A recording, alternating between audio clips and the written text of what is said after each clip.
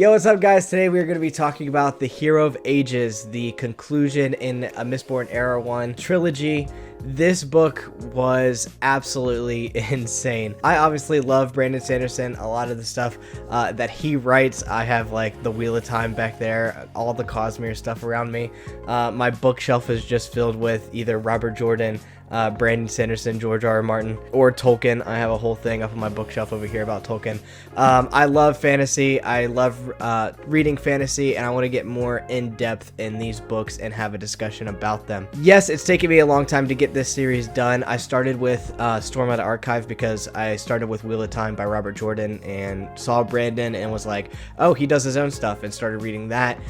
Finally got all of those books behind me, and now I am finished with Mistborn. This would be my last Brandon book until near the end of the year when The Lost Metal comes out. I plan on doing like a binge of the rest of the Cosmere books that I haven't read, so stay tuned for later in the year for that. But we are going to be talking about Mistborn Hero of Ages now. How this is going to work is I'm just going to sort of talk about the previous books a little bit and how it leads into this one, and then I will go into non-spoilery stuff, and then I will go into spoilers, and then full Cosmere spoilers after that. So I'll be sure to leave timestamps for those, but let's get into sort of Mistborn and leading up to this book. All three books are very different to me. Obviously the first one's more about like heist, take over the Lord Ruler. That first one is more like Vin's story. The second one is definitely Vin's story as well, but we get a lot more of Elend, and it's Elend trying to figure out how to be this good ruler and finding this balance, and we still have that carrying on into book 3, but book 3 is more of Sazed's book.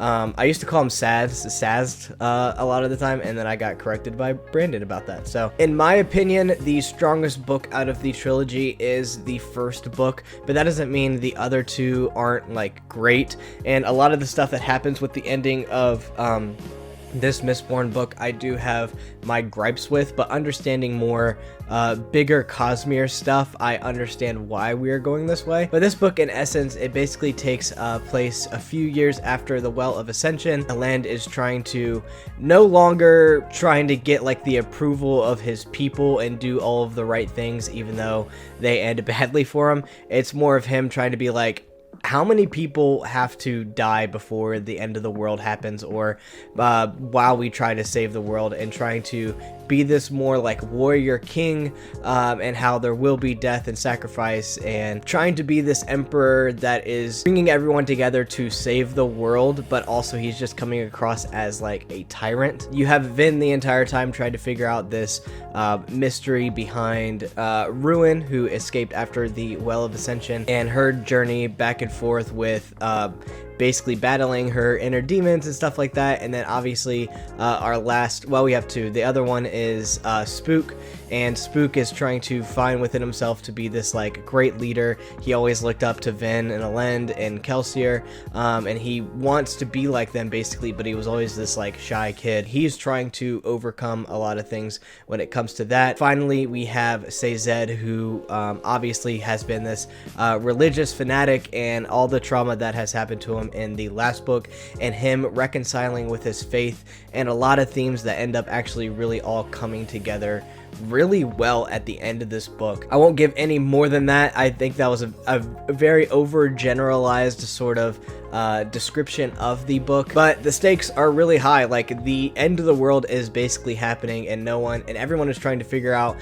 how to stop it. Basically, Brandon does the same thing that he does in his in the first book of Mistborn, where there's a whole bunch of problems and they figure out how to solve them, but they end up having to use a lot of those solutions that they used for the new problems that come up, and it's really cool how everything is twisted and turned on its head, and ends up working out for the better or for the worse at the end of the book, and all makes those connections together. But it was a little bit weird, and here's where I will start to get into more of the spoiler region. I don't know how to like go across with this without being like overly negative. The concept about her and the earrings and everything all made sense when it finally all came together, and that's something that Brandon does really well with between the chapters. I forget, they're like the journal entries, and spoilers, this is written by like Sazed the entire time.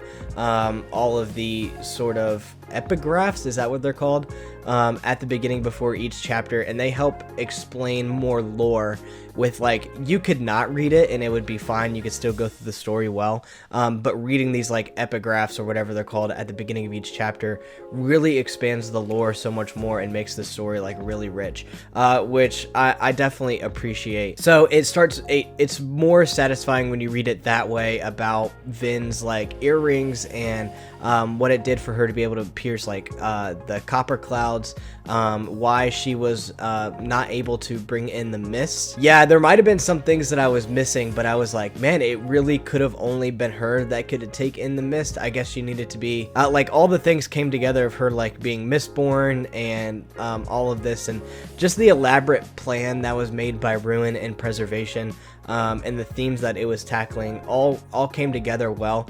But I have a problem with it being like, all right, and now I take in some mist and I am a god now.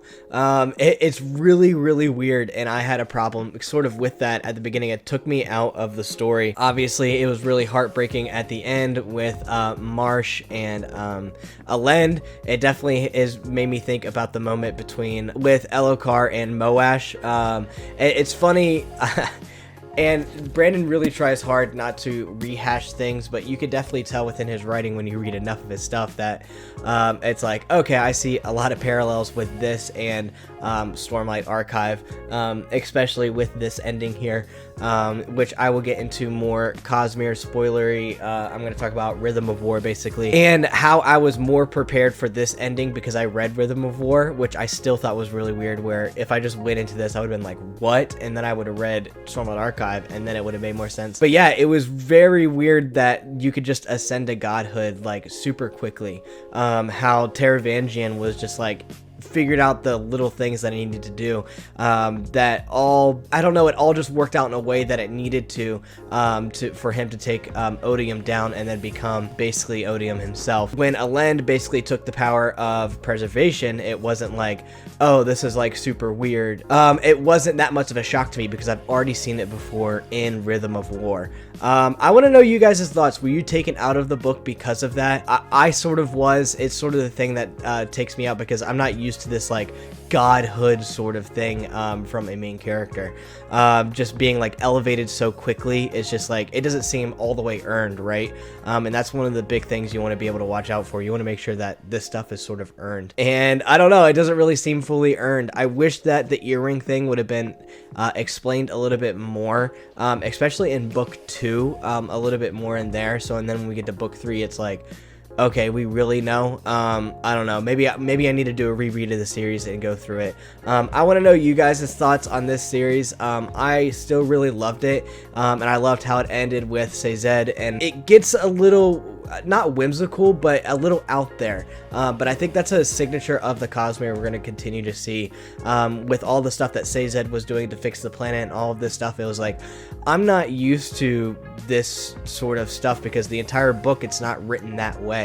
But when it goes into Sazed ascending to this godhood, the book changes. It's sort of its tone. The tone changes. But I think that's the tone of the Cosmere, and we're going to continue to see things like that throughout the Cosmere. So I wanted to know what you guys think. I'm very interested in your thoughts. I really did like this book. I want to hear from you guys. What were your gripes? What were some things that you liked or didn't like? As always, thank you guys so much for watching. Thank you for support, and I will see you guys in the next video.